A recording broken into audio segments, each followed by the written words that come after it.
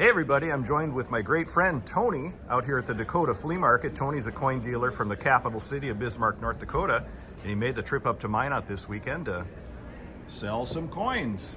How are you doing, Tony? I'm doing great, Josh. How are you doing today? Great, can't complain for sure. Yep. So I want to ask you a couple questions today, and you were gracious to grant me this interview, so thank you for doing that. I'm just wondering, because a lot of people ask me this, and I know people want to know, from your perspective as a coin dealer, you know, the last several months probably, things have changed, at least in my perspective, and I think probably yours too, where things that maybe once sold well aren't selling quite as well, and maybe there's some surprises on things that are selling better than they had been. What's your take on that? What's hot and what's not in the coin and metal market? Well, it depends on where you're selling at. At the flea markets, I'm actually having, when I have a good variety of silver rounds, people enjoy the different types of silver rounds.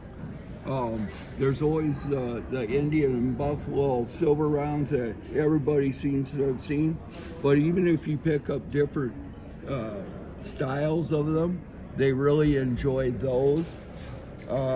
We still have some people picking out collector coins, but it seems like the silver rounds are doing better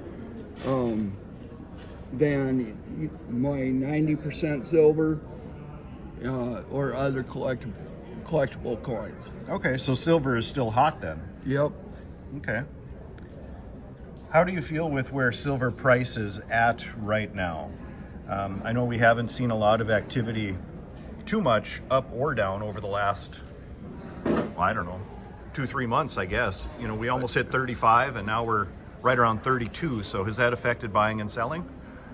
I think people get scared sometimes when the market goes up on silver or gold. You have those who want to sell, you have those who want to get into the action. You know, silver has at least, you know, had a good resistance of staying above 30. You know, right now we're around 32. It was closed at like 31.79 on Friday. I think silver is low in comparison to where it should be with the, especially how gold has been moving. Yeah. I think 35 is, you know, where it should be at least, but the dealings, the higher ups that buy and sell gold and silver, I mean, it's just what it is. Yeah. But silver, I think, definitely has the bigger opportunity of moving percentage-wise than gold. But when you see gold jump $100, people tend to want to pick up more gold. Right. It gets in the news cycle, as I always say, and it becomes the new sexy, or maybe not the new, but the sexy investment. So it gets all the press, all the media, and people start to think, well, maybe I should buy gold. And oftentimes they jump in at high prices for the first time, like we're in right now. You'd mentioned earlier collector coins in this type of setting in a flea market. I'm just going to pan around real quick. We're kind of on the edge against a wall, but the room's about 2/3 full with vendors selling all sorts of stuff. So you're not necessarily going to get, you know, a lot of the traffic, people aren't coming out here to buy silver, but you will get some of that. Same with coins. But in other settings, you were just recently set up at a gun show. Yep. In Bismarck. Was that maybe a better setting for collector coin? What was your experience there? At the gun shows and flea markets, people are looking more of the silver and the gold. I actually sold some 90% at the flea market or at the gun show. Unfortunately for me, we had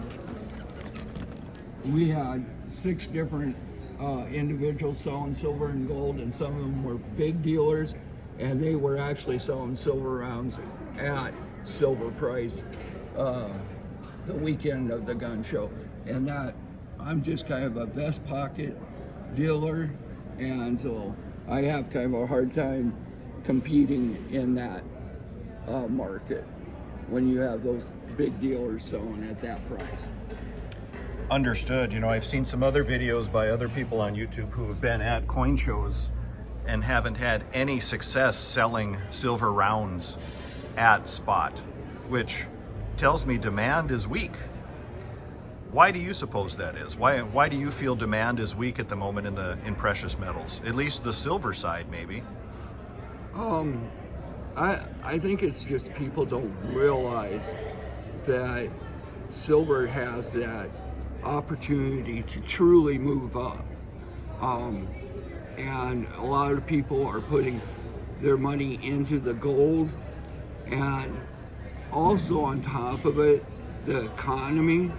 Right now, a lot of people are hurting. True. You know, to where some of the people, you know, that might buy a handful of silver dimes and just put them away, might not just be able to afford that right now. We're in a tough situation here, and it doesn't look like it's going to get much better with things that are going on.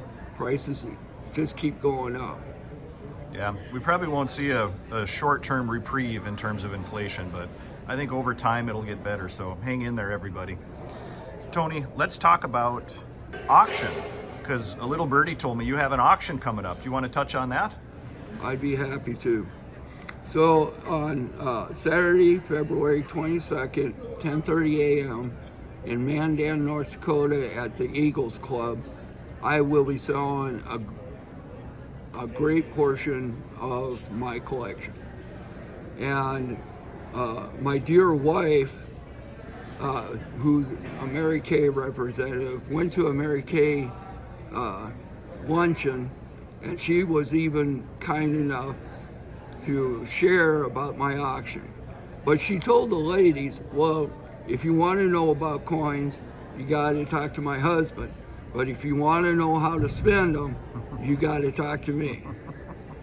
But I have a lot of great things that are going to be on the auction.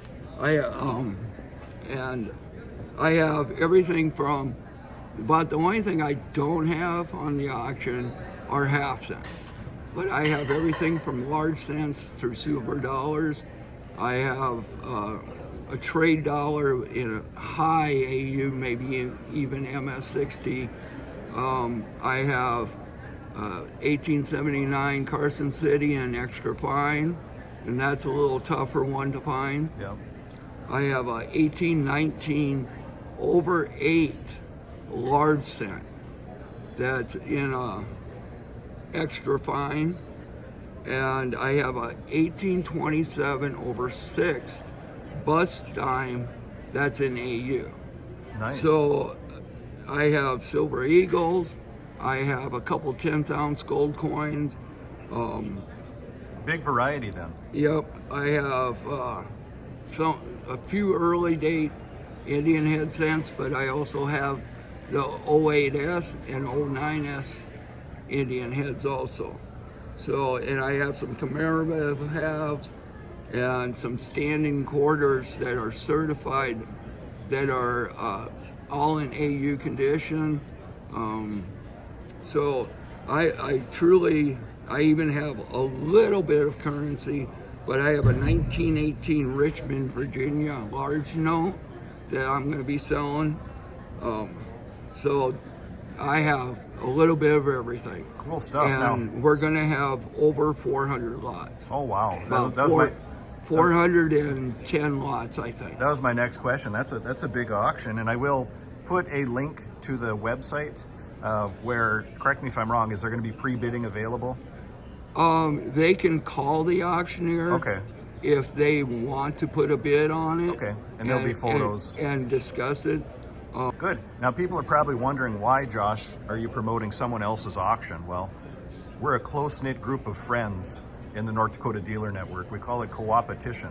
We're in competition but cooperation. So Tony's a good friend, a good customer, and a great, as he describes himself, a vest pocket dealer.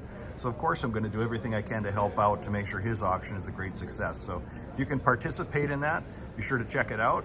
If you're in the North Dakota area, plan to be in Mandan February 22nd. Do you want to give any shout outs, Tony? You know, I asked you if I could do this because without the dealers in North Dakota that I've dealt with, I couldn't do what I'm doing. There's been some really fantastic dealers. The Antique and Coin Exchange in the mall in Bismarck, there's a lady there that's really giving me some really good sales. The Bismarck Gold and Silver, that's downtown in Bismarck. Skip Wang from Stanley, North Dakota. I've met him through the flea markets and the coin shows, and he's really helped me out. Mark Kingsley from Fargo. He is semi-retired, but he still sets up at coin shows. And last but not least is Minot Coin Bullion, because Josh has really helped me out over the last couple of years. Happy to do that, and I appreciate you as well. Yeah, that's a nice list, and I do business with all of those he's listed as well. So we're proud in this part of the world to have a close-knit group of dealers within our state that really aren't necessarily working against each other, but working to help each other to ensure that we're all successful. So any final thoughts, Tony? Well, you know, it's always nice to be able to go to a dealer if you're ever looking for something specific for an individual. And, you know, dealers are always willing to help you out to find those items. And that's part of that close-knit relationships that we have here in North Dakota. And I just appreciate all of them so much. Yeah, very well said. Appreciate you. Thanks for the time today, Tony. All right, thank you. You bet. Take care.